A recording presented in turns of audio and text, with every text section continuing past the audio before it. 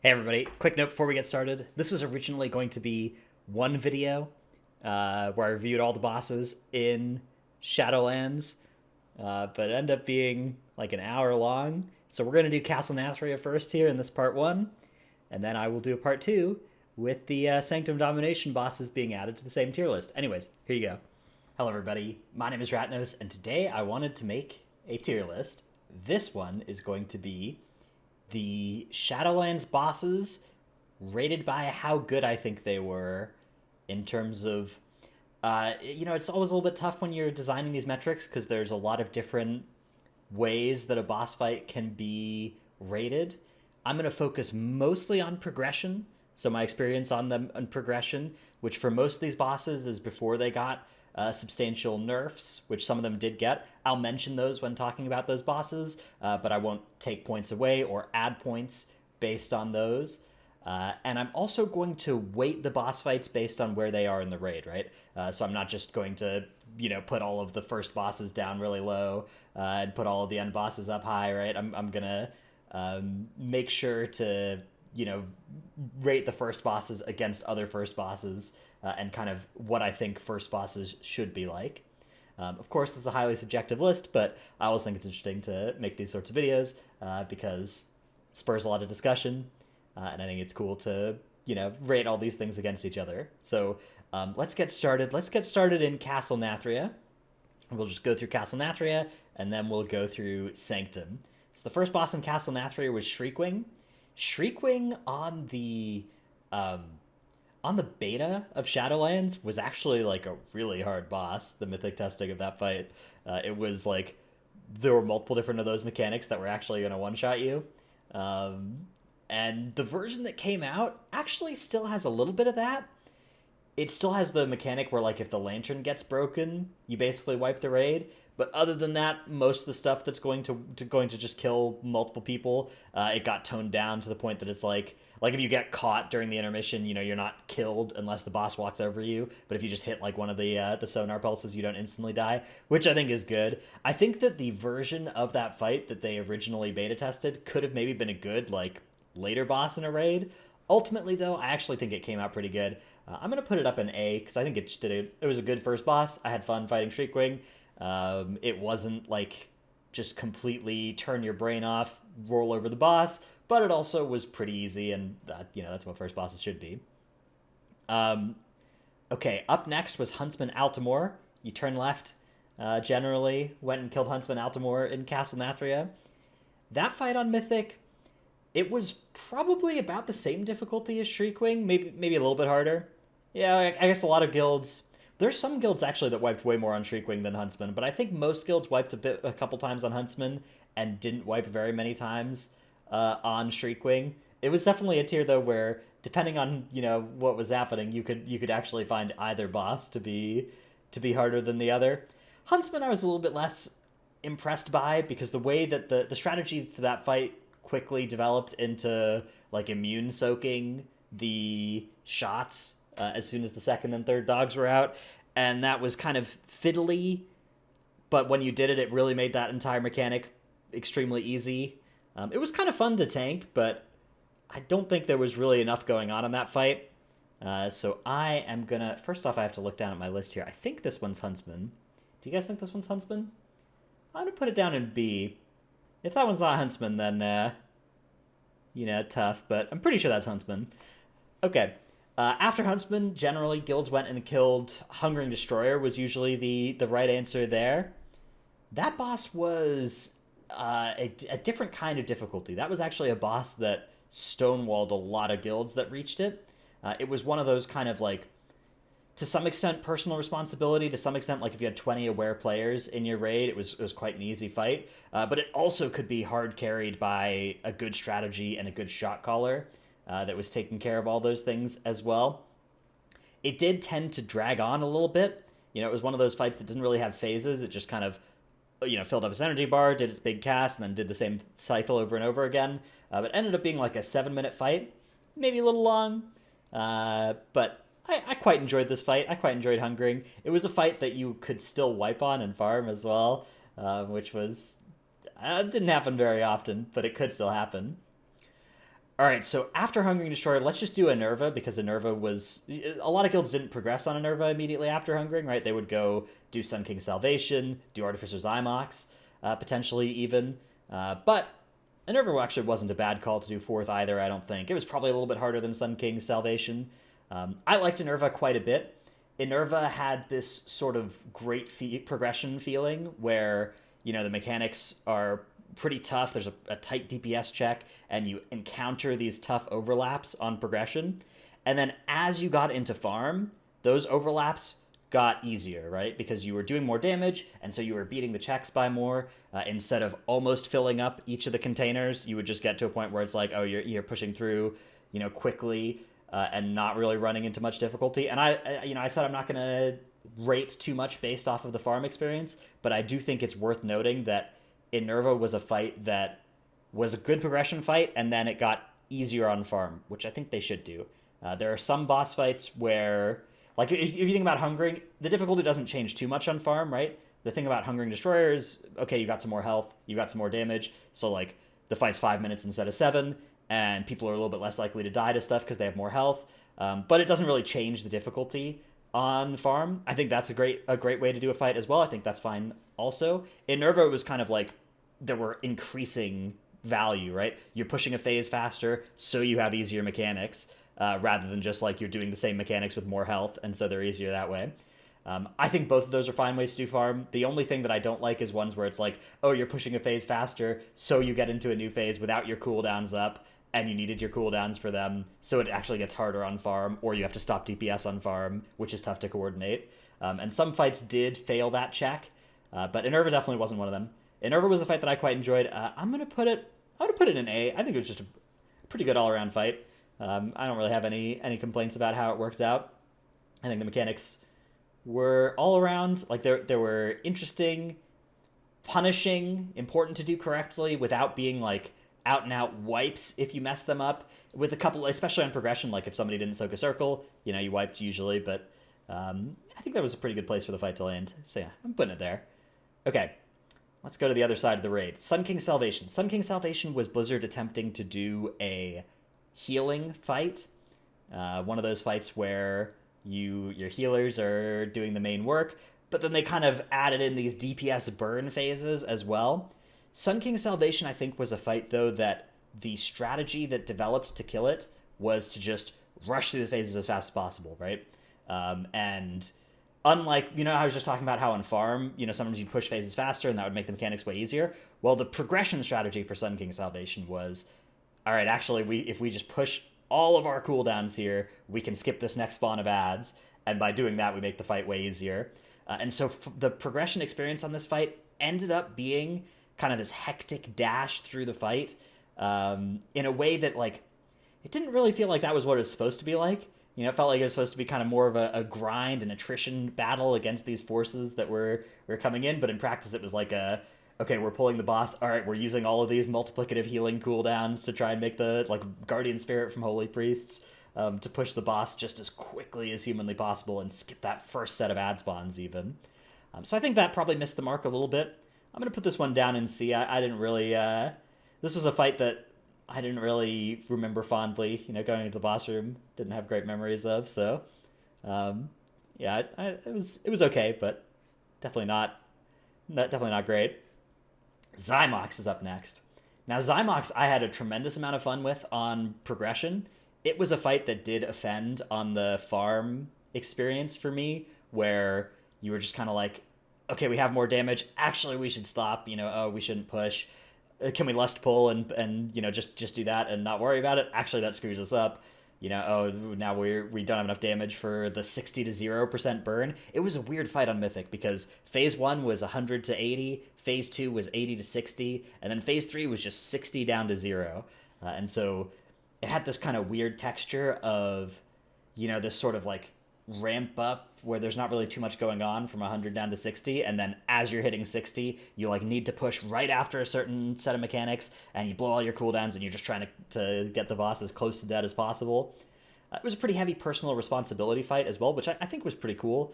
The mechanics of like dropping the portals around the room and then taking them, and the way that the portals, depending on each of the boss mechanics, you wanted to use the portals differently. So you'd want to use them to... On Heroic, actually, you would use it to escape the sword pulling you towards the middle. On Mythic, you couldn't really even afford to do that. And you ended up just mostly using it to run away from ghosts and to throw your seeds onto the other side of the room. And that... I actually kind of think it had some more... Like, the strategy my guild used for this fight on Heroic was kind of more interesting than the one we used on Mythic, because on Heroic, we were placing our portals differently from phase to phase, where, when we got to the sword phase, we were using the portal to get sucked right into the portal and then taken back out to safety. But on Mythic, that ended up not actually even being particularly useful way to do it, and you ended up just needing to use movement speed, use stampeding roars and stuff instead, so that you could free up your portal to just go in the same place it always did to move the ghosts. I think that was kind of a shame, but it was still a cool idea. It's an interesting idea for a mechanic. I'm going to put this fight up in B. All right, after Xy'mox, we now have basically everything dead in the raid except for Council of Blood was up next. Council of Blood was a fight that it got changed between weeks 1 and 2, actually, quite dramatically. It got buffed even between weeks 1 and 2. A lot of people don't remember this, but Council of Blood went from being like 4 healable to you needed to, like, they basically doubled the damage it was going to do because they stopped making it so you could like push phases and reset the timer on some heavily damaging abilities. It was an interesting fight. So I progressed this tier as a tank, and I had a lot of fun on Council because in the last phase as a tank with the strategy that we were using at the time, you ended up running around the room and kiting an ad that was just basically going to one-shot you if it connected with you. And I thought that was really cool. It was also an interesting fight just kind of conceptually because you could kill them in a different order and different mechanics would happen in the last phase.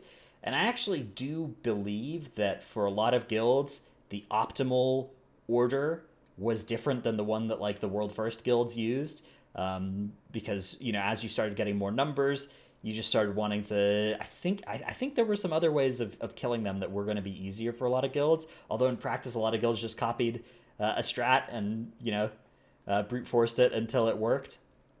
Yeah, Council. The problem I had with Council was it was like a 10-minute boss fight that it really did start to drag on towards the middle. The intensity of the fight on pull was pretty low, and even on Mythic, it didn't really feel like it was really the boss fight with that much going on. So I'm going to put it in C as well. I don't think it was a terrible boss fight, but I didn't greatly enjoy it either. Okay, so we are now almost done with Castle Nathria. Let's do Sludgefist next. Sludgefist, this fight, I think was fantastic on progression. The tuning on this fight for almost all the guilds that reached it in the first month or two was really on point. Because for those guilds, you basically were always in a spot where your combination of gear and player skill was such that, like, when you first were pulling Sludgefist, it was like, this is really hard. And then the first time you, like, actually successfully executed the mechanics, which people talk about Sludgefist as a patchwork fight, right? A damage check. But it was actually really tough mechanics as well. The soaks were very precise. The chain partner that you had for the entire fight was an extremely unforgiving mechanic. And there was also just heavy raid damage that needed to be really carefully managed. And you needed to be really aware of your own health and pressing your health stone to save yourself in a lot of progression situations. So I think the fight did really well as being a really high DPS check that also had really tough mechanics. And for a lot of the guilds that reached it, in those first couple months, you would have this experience of the boss did his last charge into the wall, and it was at like, you felt like you'd had a pretty good pull, and the boss was still at like 10% health, and you were like, how are we supposed to find this last 10% damage? And you'd pull it again a couple more times, and you'd start being like, okay, all right, we're getting better at it, we're finding even more damage. And then often that same reset where you felt like it was just like, oh, we don't have enough dam, you actually were able to kill it, right? Once you started having everything go cleanly. But it was close. Almost every guild that killed this boss in those first few months of progression were killing it as it was smashing into that last wall, that hard and rage at the end of the fight. And so, yeah, I think that was phenomenal. I think Sludgefist, one of the best tuned bosses they've made. One of the fights that just the mechanics all worked. There were a little bit of bugs on World First progression on it, but once those were sorted out, they worked really nicely. It did commit some sins for lower ranked guilds, particularly like it was a quite melee unfriendly fight. Eventually, they nerfed it quite heavily, which made it more accessible for those guilds. But I think that the upsides of this fight, for at least the high end progression, were really high. And so I'm going to put an S because it's exactly the kind of fight that that goes there for me at least. All right, after Sludgefist, we went to do Stone Legion Generals. Stone Legion Generals is the single worst fight that I've ever had to do in World of Warcraft. It was this case of a week of, you're logging on and it's like,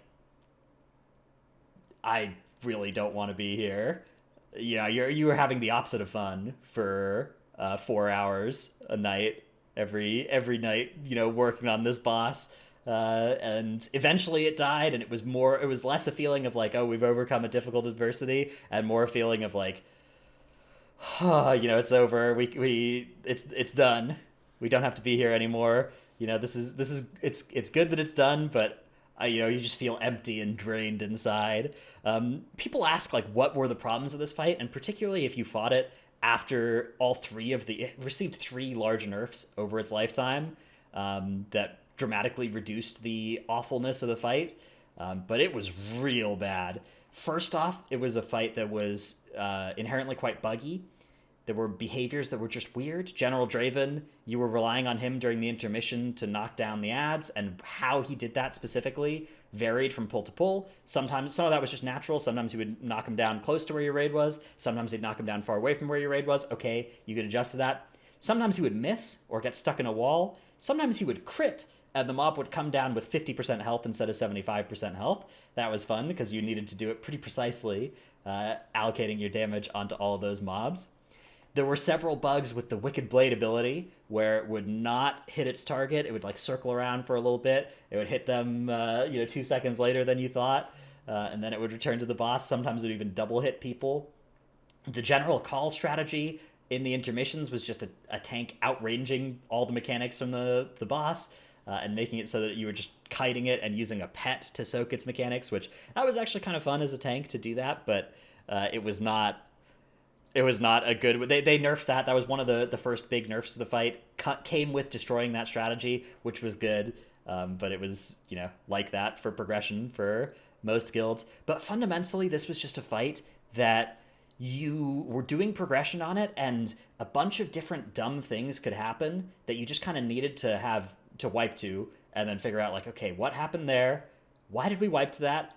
Is this something in our control? Is this a new spell queuing sequence we need to learn? Is this a case of like, oh, if it happens to target one of these 10 players, we're in trouble. If it happens to target one of the other 10 players, we're fine.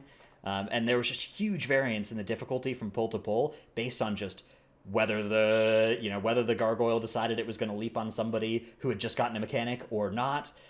You could have some horrific overlaps, or you could just not get bad overlaps at all. And a lot of the fight was like trying to push within like a 0.2 second window that you believed was going to make it so that you could not have those bad overlaps or make them slightly less likely to happen. So for reference, here is a site called progstats.io. Here's my guild's progression on Stone Legion Generals. So you can see our first day of progression. We're at pretty high health on the boss. Second day, third day there, that's Monday. We're starting to get some lower phase pulls, but still just a ton of wipes in the intermission in the early phases. Then here's our next couple days. You see how this doesn't look like a progression graph, right? We're just still, okay, now, eventually by the time we're on this Thursday and then the Saturday, we're starting to see like now we're wiping in the phase 2 intermission instead of the phase 1 intermission. And then, all right, and then eventually on the Sunday, January the 10th, we kill the boss on a day that really doesn't look, I guess, we see phase 3. I guess we technically saw phase 3 4 times before we killed the boss. A lot of guilds killed this boss, 0 to 5 times after you saw phase 3, because unlike good bosses, on this fight, the easiest phase was the last phase, and once you got there, you were basically just home free, and you just killed the boss. So, yeah, this was just It was horrific. Every single thing about this fight was bad. If they had not made this fight, the tier Castle Nathria would be a pretty good raid tier overall. But the single existence of this fight is by far the biggest stain on Castle Nathria and on World of Warcraft raids ever. Just the worst fight ever to be made. And I hate it so much. So I'm going to put it in a special F tier that I'm then going to scroll up out of so we don't have to keep looking at that fight because it was so bad. All right, on to Sire Denathrius. Now, Sire Denathrius was a pretty great fight. Sire died fairly quickly for a lot of guilds that reached it, although for a lot of guilds, the case was they reached Sire after being stonewalled on Stone Legion Generals and getting an extra reset or two worth of gear from that fight being really bad. And so you'd get to Sire maybe a little bit over-geared to where it would be like a really challenging fight for your DPS. But it was still a tight DPS check. The phase 1 of this fight, unlike last expansion, you weren't just like fighting some lieutenants, fighting some tentacles for 6 minutes while you were waiting for the actual boss fight to start. It did end up being, an easy phase eventually, but I think it didn't have this sin that a lot of BFA fights committed of the end boss phase 1 being really, really easy. And so then, phase 2 was part of a fight that offered you a bunch of different options for how you wanted to go around and kill these mini bosses. And kill all these cultists.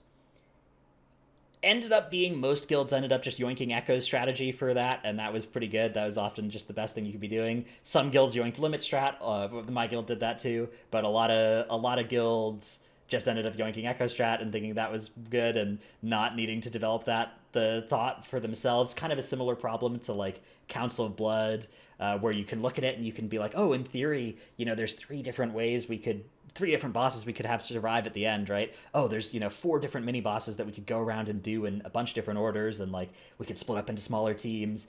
But in practice, should we be doing that thinking, or should we just appropriate the thinking that Echo has already done on this fight or Limit has already done on this fight? But I still think those fights are cool when they offer things like that, and there's still rooms for adjustments to be made by intelligent groups to be like, hey, we're playing a slightly different comp here. We're a little bit burstier. Maybe that means we can do something slightly different and kill like an extra ad here, or do our cooldowns a little bit differently. And then phase 3 of Sire had some really sweet mythic overlaps. So there was an overlap between Sire's tank combo, which comes with a knockback, plus a massacre, plus a ravage, all at the same time. That was really, really, really hard to manage. Turns out most of the raid would just immune the physical knockback portion of it, but not everybody could do that. I couldn't do that. I had to play around it, and that was really fun every time it came up. Very scary, but very fun thing to try and manage. The boss hit like a truck on a tank. For your most guilds, this ended up being something that cost them a lot of wipes. You're not usually used to just losing more than a couple pulls of progression to your tank falling over dead to auto attacks, but on Sire Denathrius that happened for a lot of guilds. And it actually was really fun as a tank, because often on fights as a tank, you sort of start getting to this point where it's like, oh, the auto attacks you're not really worried about. You have like more than enough defensives for all the other stuff. But on Sire, it was a case of like, oh, you're using defensives against auto attacks, and then like the hard overlaps. It's like, okay, what am I supposed to do to live against this? Ended up being really careful cooldown management, really planned out and reactive use of every single button in your toolkit to survive as a tank on that fight. And the mythic mechanic of the last phase where you split your raid in half, half the raid was getting pulled by the mechanics, half the raid was getting pushed by the mechanics. If anybody in the 2 realms touched, you'd die. Ended up making it a really satisfying dance to learn and then execute. So I'm going to put Sire up in S tier. I think this was one of the greatest end fights they've made. It did end up having a fairly low pull count, but I don't hold that against it. It was a fight that didn't have much RNG to it. You didn't have these things of like, oh, you're just going to have each person learn what to do if they're targeted by these things. It was just like a tough fight to learn and execute, but it was fair. It didn't take wipes from you in unfair ways. And I think ultimately a lot of fights like that are just going to have low pull counts if guilds are figure them out and get them taken care of. So by contrast, right, you remember we were looking at the progstats.io for our Stone Legion Generals. Here's what it looks like for Sire. So you can see day 1, nice little chart. Okay, so we got there after we killed Stone Legion Generals, gave it a couple pulls. Then day 2, this Monday, we're instantly starting to seeing these phase 2 progression. Okay, and by the end, we just barely pushed into phase 3.